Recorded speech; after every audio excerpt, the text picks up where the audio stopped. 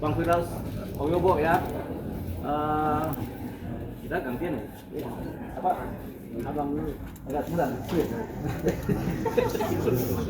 Jadi Bang Firdaus ini untuk kali ini sebagai klien. Saya kali ini sebagai kuasa hukum. Tapi tidak menutup kemungkinan di masa-masa yang akan datang berbalik. Namanya hidup kadang di atas, kadang di bawah. Di atas, di bawah kadang hari ini. Saya senangan di atas. Ya, di atas. Sampai. Nah, kita juga di atas. Tapi roda berputar. Berputar. Di atas, putar lagi ke atas lagi. Iya. Putar lagi ke atas lagi. Jadi nggak berhenti di bawah. Oke ya, jadi pada hari ini kita akan menyampaikan satu keadaan di mana tadi beberapa jam yang lalu kami sebagai tim kuasa hukum dari Firdaus Oyobo mengajukan Oyobo. Oyobo. Oyobo. Iya, Oyobo. Ini ada kita salah nih namanya ya kan, Bang Firdaus Oyobo kita mengajukan permohonan pengujian material, uji material ke Mahkamah Konstitusi. Apa isinya? Yaitu kita permohonan pengujian material untuk Undang-Undang Advokat tahun 2003, Undang-Undang Nomor 18 tahun 2003 kita ajukan ke MK. Sudah kita daftarkan di kepaniteraan Mahkamah Konstitusi dan sudah diterima dengan segala kelengkapannya. Jadi ini terkait apa? Terkait statusnya Bapak ya? Iya. Bapak Firdaus. Oh ya. Lebih sopan ada. ADN. Statusnya Bang Firdaus Oyobo ini yang memang berita acara sumpahnya dibukukan oleh Pengadilan Tinggi Banten ya. Iya. Ya. Jadi begini, memang beliau ini kan adalah pengacara juga, ya, statusnya advokat. Kemudian yang berlaku sebenarnya adalah Undang-Undang Advokat, yaitu Undang-Undang Nomor 18 tahun 2003. Tapi seharusnya ketika ada pembekuan atau ada keputusan yang secara hukum adalah memberikan hukuman, ini kan pembekuan itu termasuk hukuman juga kan. Jadi itu seharusnya beliau ini diproses menggunakan Undang-Undang Advokat, di mana sebelum ada proses pemberian hukuman ada yang namanya sidang kode etik dari Dewan Kehormatan Lembaga Advokat yang dimana beliau pernah. Tapi ini tidak ada sidang kode etik ini sampai beliau mengundurkan diri dari lembaga tersebut. Jadi ini ada suatu kecacatan hukum formil di mana tidak dilaksanakannya sidang kode etik buat advokat. Jadi sebenarnya advokat yang melakukan kesalahan yang dalam kaitannya pelaksanaan tugas itu kemudian ada sidang kode etiknya. Misalnya di pengadilan marah-marah yang berlebihan, atau kemudian ada posisi contempt of court misalnya, menghina jaksa, menghina hakim, itu memang harusnya di sidang kode etik. Tapi beliau ini langsung diputus, dihukum sanksi pembekuan berita acara sumpahnya, yang kemudian berakibat beliau secara faktual tidak bisa menjalankan profesi advokat khususnya di persidangan begitu. Tapi ini juga hasilnya kemudian tentatif, belum tentu juga beliau nggak bisa persidang karena yang kita sebut tadi adalah kecacatan aspek formil dari proses pemberian putusan tadi, yang memberikan adalah Ketua Pengadilan Tinggi Banten ya. Dan inilah atas intervensi Ketua Mahkamah Agung Profesor Sunarto. Itu kita nggak tahu dapat dari mana itu cerita, tapi Bang Firdaus bilangnya begitu ya. Intervensi Profesor Sunarto. Jadi terhadap hal tersebut akhirnya kita melakukan uji material terhadap Undang-Undang Advokat Nomor 18 tahun 2003, di mana seharusnya Undang-Undang Advokat ini memang secara taklid itu menempatkan posisi advokat dalam posisi yang terkunci oleh Undang-Undang Advokat. Tapi kemudian ada penyimpangan yang sekarang terjadi, di mana ini dilakukan tidak prosedural. Jadi kita ujilah Undang-Undang Advokat itu, yaitu uji material pasal 7 ayat 3 dan pasal 8 ayat 2 Undang-Undang Nomor 18 tahun 2003 tentang advokat, terhadap pasal 1 juga ayat 3, pasal 27 ayat 2 dan pasal 28D ayat 1 Undang-Undang Dasar Negara Republik Indonesia tahun 1945. Jadi kalau uji material itu kita uji undang-undang ini dengan Undang-Undang Dasar 45, itu uji material kan. Pasal-pasal ini apakah kemudian dianggap menghasilkan bertentangan dengan Undang-Undang 45 apa tidak? Itu uji material terhadap undang-undang ya. Nah, selain itu kita menguji apakah keterkaitan pasal-pasal ini, penyimpangan terhadap pasal-pasal ini kemudian berdampak bertentangan juga dengan Undang-Undang Dasar 45 apa tidak. Nah, dari kaitan dengan kecacatan dalam proses pengambilan keputusan Ketua Pengadilan Tinggi Banten terhadap pembekuan status Bang Firdaus ini sebagai advokat melalui pembukaan berita acara sumpahnya, ini kita dapati adalah kecacatan atau penyimpangan terhadap undang-undang advokat yang ini harus kita bereskan atau kita rapikan. Jadi pada hari ini tadi beberapa jam yang lalu sudah didaftarkan uji materi tadi dan sudah diterima oleh pihak Mahkamah Konstitusi, Kepaliteran Mahkamah Konstitusi, dan ini akan berlanjut sampai pada titik proses dimulainya sidang uji material di Mahkamah Konstitusi, di mana dengan pemohonnya adalah Firdaus Oyobo didampingi kuasa hukumnya saya sendiri dan tim Yoli Paimara dan rekan. Jadi nanti kalau teman-teman media mau bertanya, itu yang akan kita bahas pada saat press conference pada sore hari ini. Gitu. Assalamualaikum warahmatullahi wabarakatuh. Terima kasih kepada rekan-rekan media yang jumlahnya berapa ratus ribu orang. Alhamdulillah sudah memenuhi hotel ini ya. Terima kasih banyak. Jadi sebenarnya cerita ini berawal dari saya naik meja. Sebenarnya saya itu pulang syuting malamnya, syuting film laga gitu. Dan ada adegan naik meja. Tahu karena syutingnya nggak jadi di take malamnya, jadi paginya actionnya nggak, itu bercanda.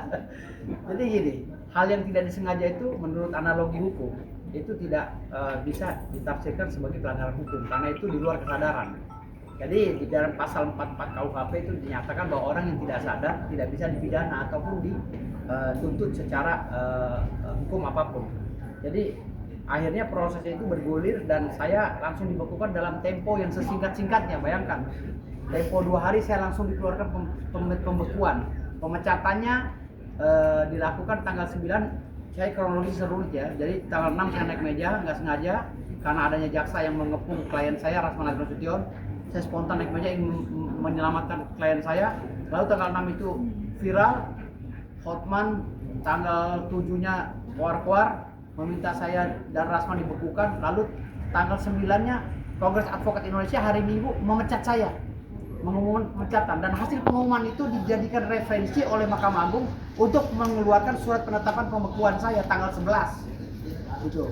Lalu tanggal 11 saya dibekukan, tanggal 12 atau tanggal 13 saya diangkat oleh Dirjen AHU sebagai Ketua Umum Advokat. Bisa dibayangkan, saya dibekukan sebagai advokat, dipecat oleh Kongres Advokat Indonesia. Tanggal 13 saya diangkat oleh Dirjen AHU sebagai Ketua Umum Advokat Perkumpulan Badan Advokat Saudara Mereka Indonesia. Artinya saya secara de facto dan de jure masih melakukan kegiatan profesi sebagai advokat. Walaupun pembekuan dan pemecatan saya dilakukan oleh KAI dan Mahkamah Agung itu cacat formil. Kenapa saya bilang cacat formil? Karena tidak melalui mekanisme pasal 7 dan pasal 8 Undang-Undang 18 tahun 2003 tadi, ayat 3 dan ayat 1.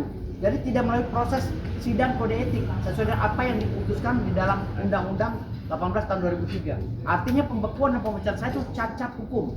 Dan yang lebih cacatnya lagi, yang memecat saya ini adalah Siti Jamilah Lubis, seorang ketua umum yang tidak terdaftar di Dirjen AHU.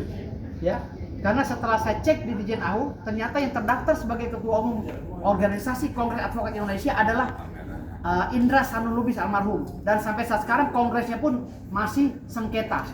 Ya, belum pernah ada penunjukan langsung oleh Dirjen AHU siapa sebagai pengganti Indra Sanul Lubis yang sah. Karena secara de jure belum tercatat di Dirjen AHU bahwa siapa saja yang akan berhak menjabat sebagai Ketua Umum Kongres Advokat Indonesia. Artinya sampai saat ini saya masih menafsirkan Kongres Advokat Indonesia masih ilegal dan kosong kepemimpinan. Jadi akhirnya saya memutuskan bahwa secara yuridis pembekuan saya atau pemecatan saya tidak sah secara hukum. Dan terlebih lagi yang lebih melanggar Undang-Undang Dasar 45 adalah kelakuan dari Mahkamah Agung, Profesor Sunarto dan kawan-kawan ya, yang mengintervensi Pengadilan Tinggi untuk mengeluarkan surat pembekuan saya. Dan suratnya tidak pernah disampaikan kepada saya sampai hari ini. Sudah 8 bulan. Ya. Dan impact negatifnya, semua kontrak saya di dalam perusahaan-perusahaan asing dan perusahaan nasional ya, yang mengkontrak saya sebagai konsultan hukum, memutus kontraknya. Penghasilan saya ratusan juta sebulan hilang lenyap selama 8 bulan. Tapi saya nggak ada masalah. Saya biarkan mereka itu. Kenapa saya tidak melakukan tindakan arogan, ya seperti memaksa untuk bersidang, karena tidak ada nomenklatur di dalam surat pembekuan saya itu melarang saya untuk bersidang. Di dalam pembekuan saya itu kontradiktum. Ya, Mahkamah Agung melalui Pengadilan Tinggi menggunakan alasan-alasan, dalil-dalil SEMA dan PERMA untuk membekukan saya, tetapi di ujungnya di depannya itu menggunakan Undang-Undang 45, Undang-Undang 18 tahun 2003 tentang advokat. Jadi kontradiktum. Mana yang mau dipakai? Apa pakai SEMA atau pakai Undang-Undang 18 tahun 2003? Kalau pakai Undang-Undang 18 tahun 2003, jadi jalankan dulu pasal 7, pasal 8-nya melalui sidang kode etik. Kalau memang saya harus diberhentikan atau dipecat, saya harus diputus dulu, divonis dulu melanggar hukum ya, dan sekurang-kurangnya saya pidana penjara 4 tahun penjara. Tapi saya belum pernah disidangkan, belum pernah diperiksa, belum pernah divonis 4 tahun penjara. Saya sudah dipecat oleh KAI ilegal yang dipimpin oleh Siti Jabila Lubis. Ya. Gitu. Jadi artinya sampai sekarang saya masih banyak yang menyarang saya untuk bersidang lagi di dalam pengadilan, tapi saya orangnya taat hukum, saya nggak mau seperti itu. Saya nggak mau ikut-ikutan bodoh seperti mereka, saya nggak mau ikut-ikutan arogan seperti mereka dalam menerapkan hukum yang ada di Indonesia, karena saya taat hukum. Jadi saya melalui tim kuasa hukum saya, Pak Dewa Payumara ya, jadi saya meminta beliau untuk mendampingi saya melaksanakan permohonan di dalam pengajuan judicial review di Mahkamah Konstitusi. Gitu. Alhamdulillah hari ini sudah diterima, dan insya Allah kami akan pertanyakan semua secara detail dasar hukum mereka membekukan saya apa. Gitu. Dan juga nanti sebagai saksi di dalam persidangan judicial review. Jadi Bang Rasman sudah setuju ini? Sudah setuju. Karena prosesnya udah benar-benar kacau balau gitu. Jadi Bang Rasman ini termasuk yang dibekukan juga ya. Jadi begitu. Ya. Jadi itu tadi prolog yang disampaikan oleh kami, baik sebagai kuasa hukum maupun sebagai klien. Nah, silakan teman-teman media yang mau bertanya secara lebih detail, kami persilakan. Kalau bisa tanyanya ke sebelah saya aja, gitu. Laporan PN Jakut sampai sekarang kita sudah mengajukan permohonan di Wasidik untuk mengajukan uji-uji juga, ya. Untuk gelar perkara dari Wasidik belum ada jawaban, mungkin mereka lagi proses hitung-hitung kali ya. Karena kan banyak perkara yang ditangani secara ilmu Wasidik ya. Kita nggak tahu juga, tapi di saat ini juga kita sampaikan kepada Barreskrim, kepada Wasidik, tolonglah itu surat kita mengenai permohonan gelar perkara khusus itu kemudian bisa dilihat dan ditindaklanjuti. Tapi maaf saya potong. Ya, boleh. Di dalam proses penerapan hukum pidana yang namanya penyelidikan sudah dilakukan selama 6 atau 7 bulan, itu dianggap gugur, ya, dianggap gugur oleh undang-undang. Jadi kalau mereka mau menyelidiki lagi sebenarnya udah gugur. Sama halnya seperti proses yang dilakukan oleh Hotman Paris dengan Rasman di Pengadilan Jakarta Utara, sebenarnya udah gugur itu, karena udah melampaui batas 6 bulan. Itu udah berapa tahun? Itu sebenarnya udah gugur, nggak bisa divonis Rasman juga sebenarnya ya. Tapi karena semuanya ini udah kepala bego semua, ya udahlah ikutin aja orang bego gitu. Jadi ini hukumnya udah pada bego semua, jadi saya juga nyesel sebenarnya kuliah. Tadinya itu saya mau jadi petani aja. Jadi ya udahlah, saya baca-baca buku, oh ternyata begini. Loh, ini berarti salah dong prosesnya. Berarti salah. Ya udahlah, ikutin yang salah aja lah. Habis negaranya udah bego semua. Itu jadi petani Jadi petani mendingan, karena hukumnya hukum bego semua. Saya dokter hukum yang nggak percaya lagi sama hukum Indonesia. Karena penerapannya pada bego semua. Makanya kita lebih tinggi politiknya daripada hukum. Makanya kita adakan perbaikan ini supaya Bang Firdaus. Kalau Pak Prabowo nggak perbaiki ini hancur-hancuran negara. Jadi kita adakan uji materi ini supaya nanti cuma Pak bisa Prabowo dipercaya lagi. cerita-cerita, cerita mati itu belum membangun negara, tapi hukumnya berantakan. Ya. Bang, ini kan udah kecewa sama hukum. Ada pernah kepikiran juga mau pensiun aja? Pensiun apa emangnya gue PRT? Pensiun jadi lawyer. Enggak. Karena masih banyak rakyat yang membutuhkan kita lawyer. Kan lawyer itu masih kurang kan? Itu bahasa hiperbola atau sarkasme ya. Jangan diambil hati yang mendengarkan ini secara langsung. Itu bahasa sarkasme dan sekaligus hiperbola dari Bang Firdaus. Sebenarnya beliau ini cinta dengan hukum di Indonesia. Tapi karena ini banyak brengseknya, beliau kemudian secara sarkasme menyindir juga kan, secara hiperbola melebih-lebihkan. Tapi intinya sebenarnya dari hatinya cinta Bang Firdaus ya sama hukum di Indonesia ya, makanya ingin membenahi kan. Saya sih cinta, tapi kalau Pak Prabowo nya cinta Indonesia juga, tapi Pak Prabowo kayak kurang cinta Indonesia nih, hukumnya masih berantakan begini. Ya. Jadi percuma Pak Prabowo punya ribuan program, kalau hukumnya balelo kayak begini, hancur ini negara. Hancur, percaya? Hancur-hancurnya nanti kalau hukumnya masih begini. Terus aja berbuat begini terus pejabat-pejabatnya, terus aja sepuas-puasnya. Nanti suatu saat akan ada pengadilan rakyat. Percaya sama saya, pasti ada pengadilan rakyat kalau hukum itu begini terus. Rakyat teriak, kalau rakyat sudah lapar teriak nggak didengarin, selesai. Hari ini udah ada kode-kodenya tuh kemarin di DPR, ya kan? DPR, rumah-rumah anggota DPR diacak-acak. Jangan sampai pengadilan rakyat dulu baru menyesal.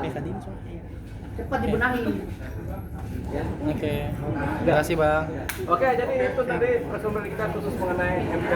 Selanjutnya kalau ada yang parsial, ya silakan ke Bang Firdaus. Temanya apa aja bebas.